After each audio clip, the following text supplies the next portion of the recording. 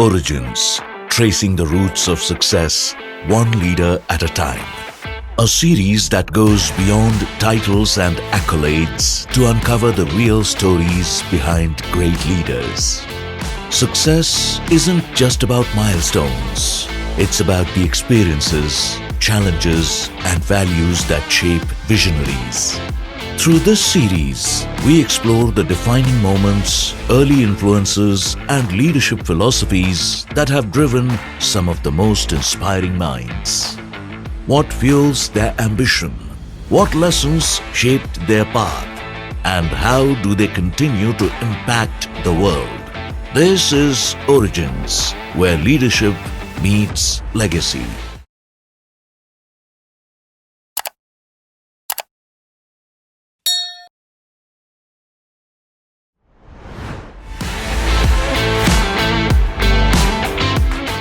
Good morning, ladies and gentlemen.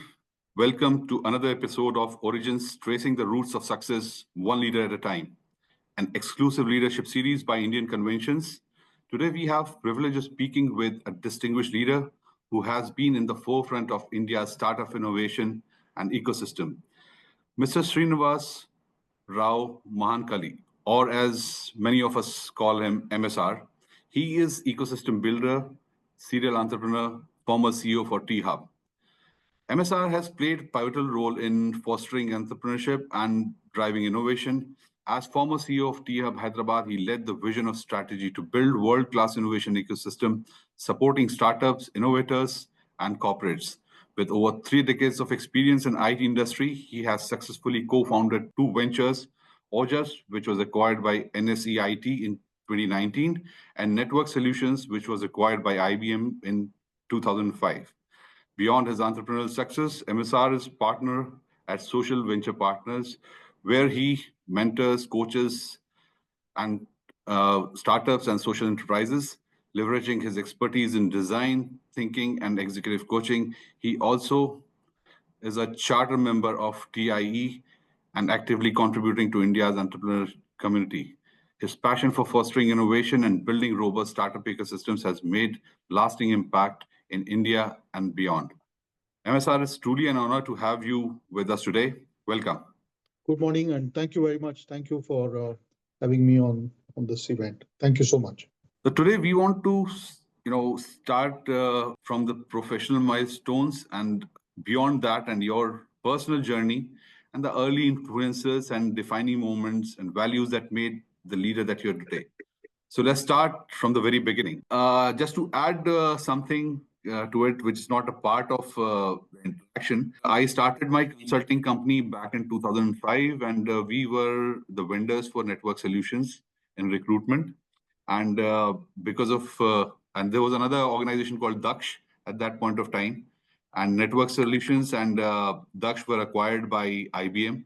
And this gave us a status of global vendors for IBM, and thanks to you for that. Thank you. Thank you so much. We'll start off with a discussion about early life influences. So we would like to know about your childhood, your youth, where there have been the defining moments, the family values, and the personal experience that influence your leadership style. And who are the biggest role models and mentors while growing up, sir? Sure. So I, come from a typical Indian middle class family. My father was in the railways. He was part of the Indian Railway Service of Engineers. So we had you might call it a little bit of a nomadic lifestyle. So studied in about 10 schools across India. Very good because, of course, those days, we didn't have social media and all that. So you traveled around, you got to meet with different people, in different locations and so on. And then I'm a part of, so we are 4 siblings. So I have a twin and then 2 sisters. So I think our parents lay a lot of emphasis on education, like every typical Indian middle class family.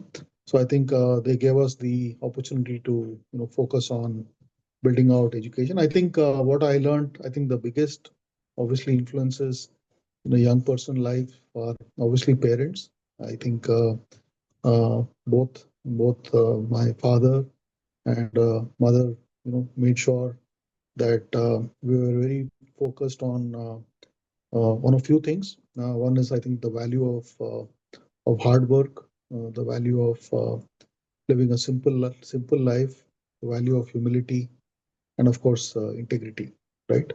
And I think nothing came to us on a silver spoon, but I think these four or five things, hard work, integrity, simplicity, humility, I think those were kind of ingrained.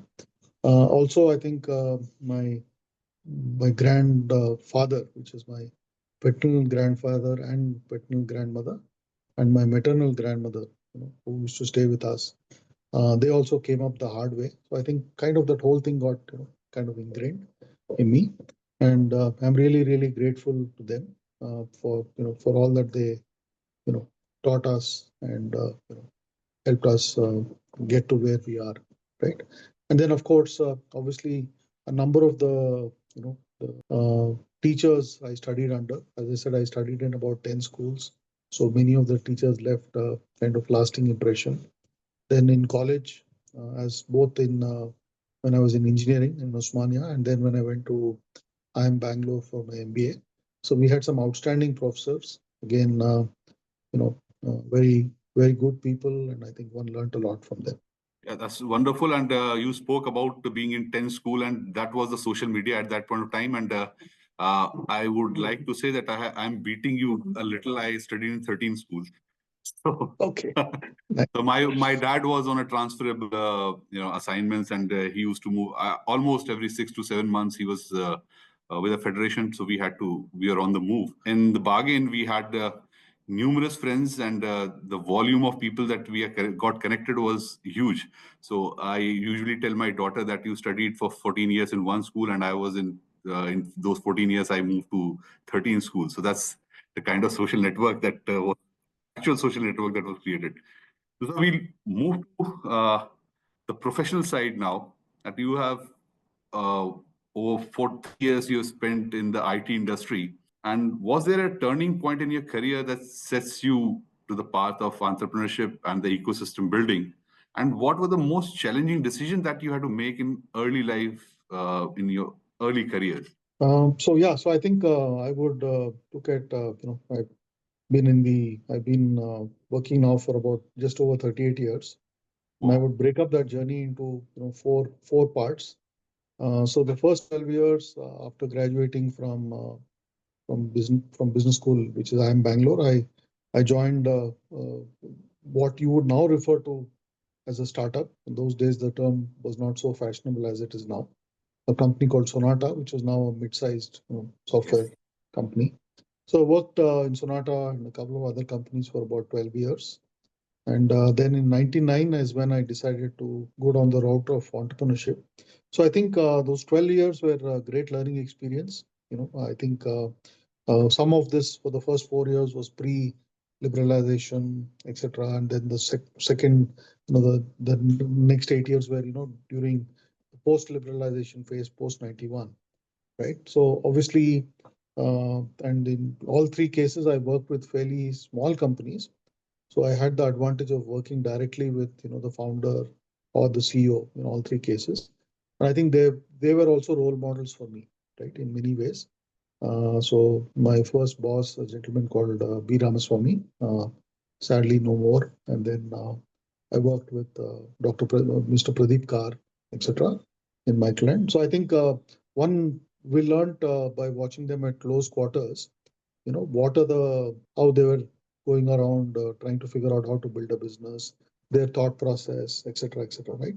So a lot of learning, literally first-hand experience of how you can start something. And then I used to travel quite a bit. I mean, those days. So during one trip to the Middle East, this was to Oman back in 99. That's when I was around 35 at that time. I'd already worked for about 12 years. And there was this my very close friend now, and of course, someone I knew well that time, a gentleman called Sudhir Sharma. So he had started a company called Network Solutions. And he had been in touch with me saying, why don't I come and join him, right?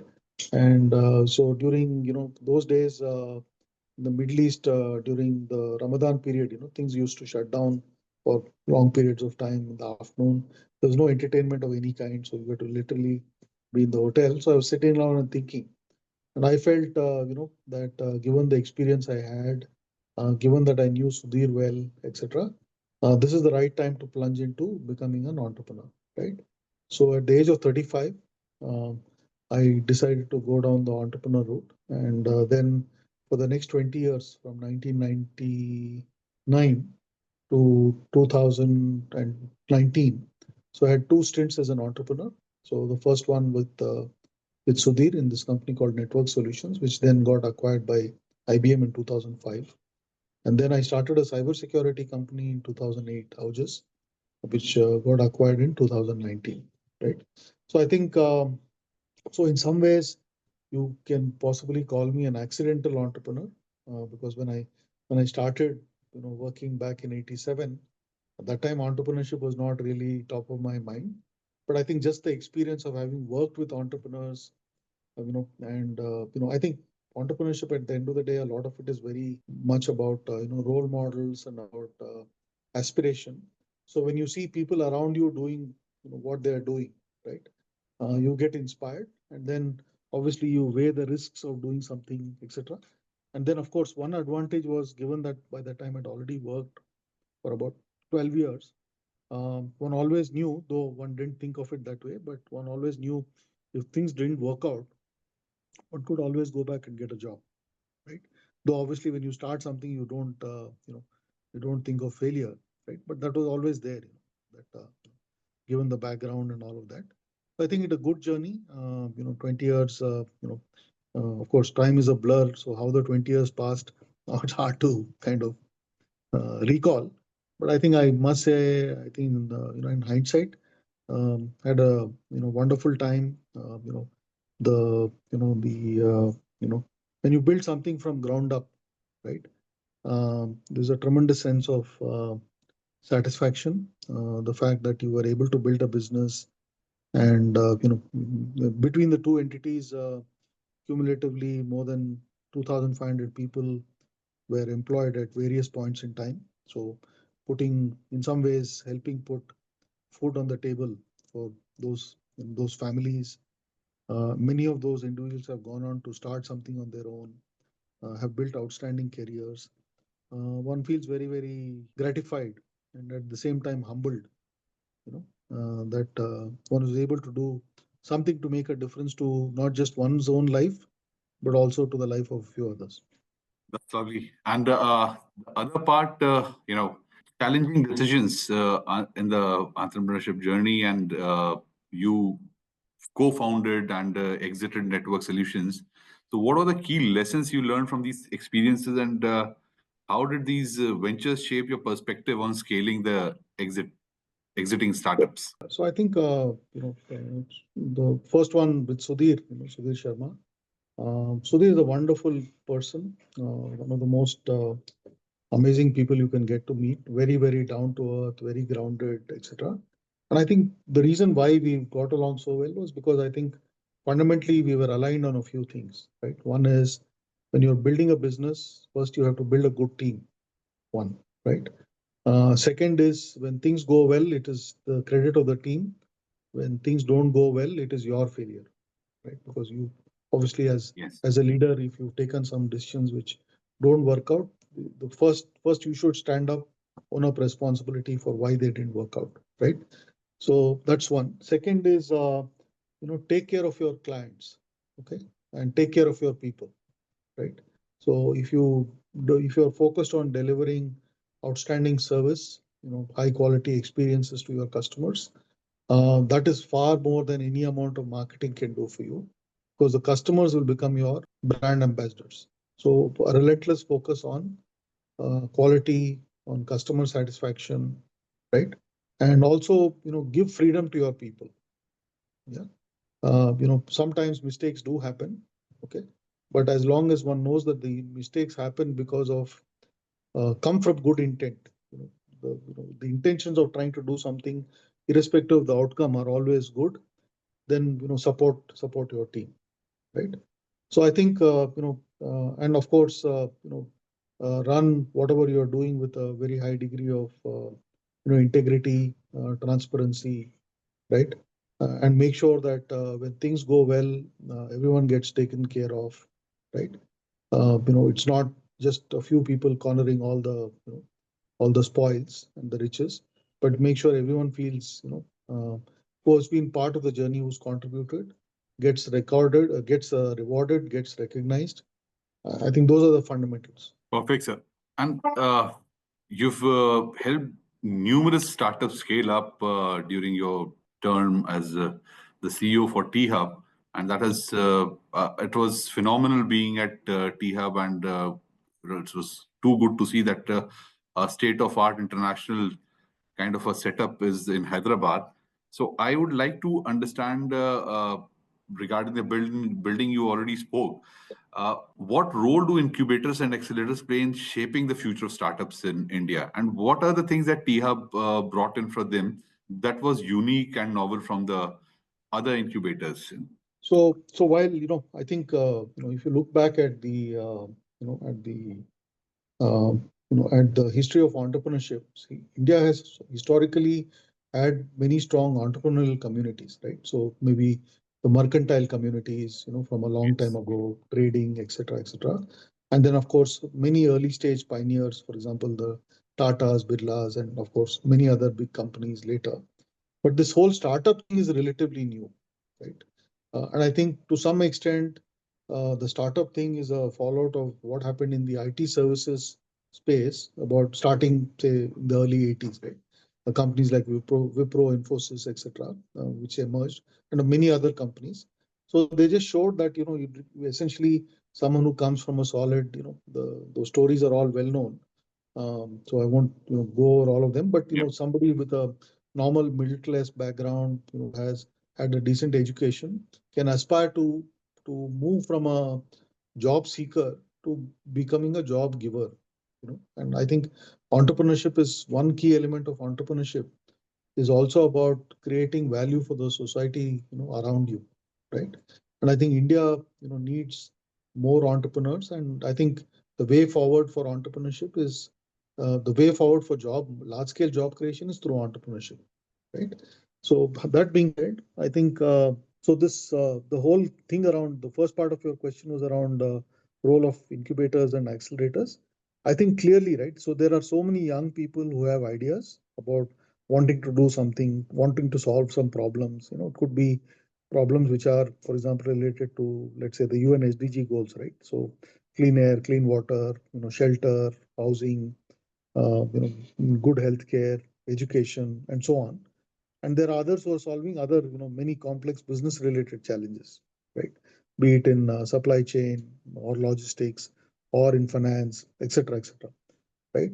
So I think one of the challenges is, if there are entities like incubators who can help them put all of this into a structured way of doing it, right? There is always obviously this debate that, entrepreneurs are born, not made, and so on.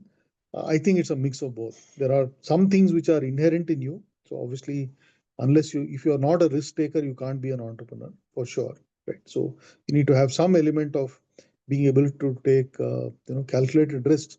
But a lot of other things you can learn from the experiences of others, right? So I think where incubators play a big role is, first of all, when you have a large number of people together, multiple startups, there's this whole sense of, fellowship, camaraderie, learning from each other, all of that. And then there's a bunch of things, for example, can you run a set of programs? How do you get from, let's say, an idea to a prototype? Or if you've already got something out there, if you're already doing some revenue, how can you scale it up quickly? And so on, right? How can you raise capital and so on? So the incubators can bring a lot of these resources to play. So they can help you with programs, they can help you with market access, they can help you with mentorship, they can help you with access to sources of funding, etc. There are now about 700 plus incubators across. I think T-Hub is in some ways the pioneer. So T-Hub, I think T-Hub in many ways is a kind of role model because it is really the coming together of government, industry, academia. It's a unique model. done in a public-private partnership mode, right? And of course, post T-Hub, there have been many others, states which have tried to emulate the T-Hub model. So in a way, T-Hub was a pioneer. Earlier, most of the incubators used to come out of the academic institutions. So, for Yes. example, IIT Madras or IIT Bombay, or ISB and so on. So T-Hub is where you created a different structure where you had government participation, academia participation, industry participation, and also created a professional setup to run it, sort of thing, right? So and obviously there's one part is the huge physical infrastructure. So Yes. for example, in the T Hub which you've been to, there are now more than 500 plus startups resident in the building. So it's the largest congregation under one roof, sort of thing. And over the last whatever 10 years plus since T Hub has been around, close to 2,000 plus startups have been part of the ecosystem and have benefited in many different ways from the ecosystem which T Hub has built, right? So I think so, which is why it is such a path-breaking initiative. That's massive. I was really surprised when to be there. And in my two visits, I realized that it provides a complete backbone for the setup. And I assume that there'll be a lot of shared resources as well that people would be using Yeah. for running the business ventures out there. So coming to the next part, uh, as a partner for social ventures and a charter member for TEI, what advice do you give to young entrepreneurs trying to make an impact, and how to approach mentoring startups, especially in high growth and high risk environments? So I think so two parts. I think so. First of all, right, first thing about entrepreneurship, as I said in the beginning, also was one is about being able to identify a problem, right? So I think while entrepreneurship today is now seen as a choice of career for a lot of young people, there are also risks, right? So unfortunately, sometimes a lot of focus tends to be on the people who are successful and not focus on the people who don't who start but don't necessarily succeed or sustain their business. So and I think a lot of those the reasons why while there are many reasons why something can go wrong, I think the fundamental things should start with what is the problem you're trying to solve. Okay, so if you have clarity on what is the problem you're trying to solve, why is it a problem in the first place, right? What are the existing ways that problem is getting solved, and what can you do which is different from the existing ways that problem is being solved? Can you do it quicker, faster, cheaper, more efficiently, and so on, right? So those are big issues which have to be sorted out. So first understand the problem which you are trying to solve deeply. Okay. And ideally, if that problem comes from your own personal experience, meaning something which you have dealt with, you have faced a challenge because you've tried to get something done and then you realized there is nothing available to help you navigate that problem easily. That's when you decide, okay, let me go out and build something, right? So I think first is understand the problem, then obviously questions around the size of the market, what is the willingness of the customers to play, how will you be differentiated, can you put together a team? Because it's very hard. Entrepreneurship is a tough and lonely journey. So it always helps to have a good team, particularly with people who bring different complementary skills to the table. So not everybody, for example, somebody is good at finance, somebody is good at technology, somebody is good at sales, and so on, right? So if you put together a good team, have a large enough problem to solve, and are able to quickly build something to get initial validation and then subsequent traction, you're well on the way to building something of value, right? And all the other things, right? Take care of your customers and they'll take care of you. Take care of your team and they'll take care of you. All those things, obviously stand valid. In the current scenario that we are in right now in terms of business and the policies and everything, so what are your you know thoughts on the way forward, and what is the legacy that you wish to leave behind as an entrepreneur and in the innovation space? So I think, the India, while now we have, close to whatever 150,000 plus registered startups, it's a large number, in the last, let's say over the last 10, 12 years, We've seen, the entrepreneurship is being democratized. It's no longer just a very urban, large city phenomenon, but also tier two, tier three, etc. But having said that, for a country of our size and scale, and 1.4 billion people, we probably need a million entrepreneurs. Not only, we have right now maybe 15, 16%, 150,000, as opposed to 150,000, you need 10 lakh startup, 10 lakh startups, right? And there are so many problems to be solved. There are, of course, some things which we can replicate what's happened in advanced markets, like, for example, this whole thing about grade hailing, food delivery, etc. But there are given also so many changes happening in the geopolitical scenario, the need to be self-reliant. I think there are opportunities across the board. Be it, I mean, you can name any letter of the alphabet, there are opportunities there.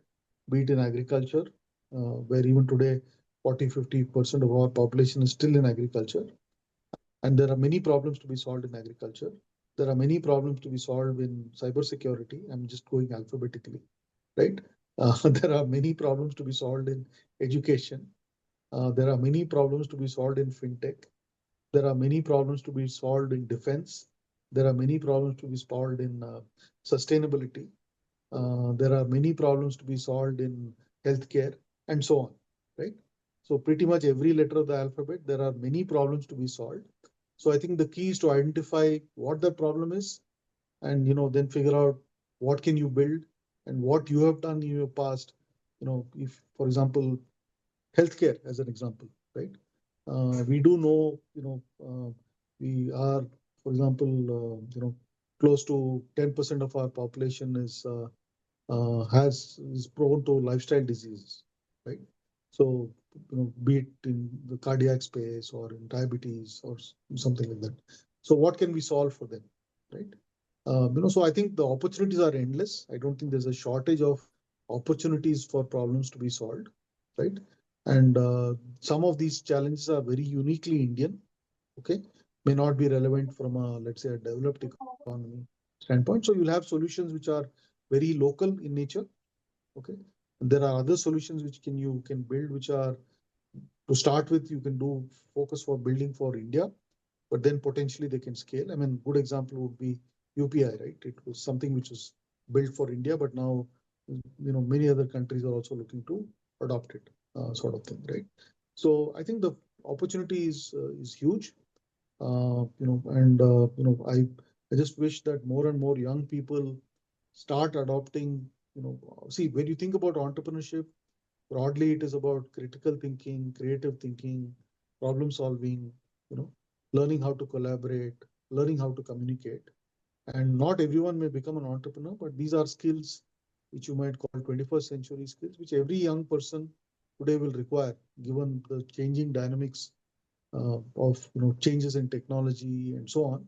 These are things which will help you stand you in good stead, irrespective of whether you decide to become an entrepreneur or you still stay, you work for someone else. Mahankali, thank you for sharing your incredible journey with us. Your insights and experiences and leadership philosophies are truly inspiring. It has been an honor to explore your story, and we are certain that your words will motivate and guide aspiring entrepreneurs and ecosystem builders.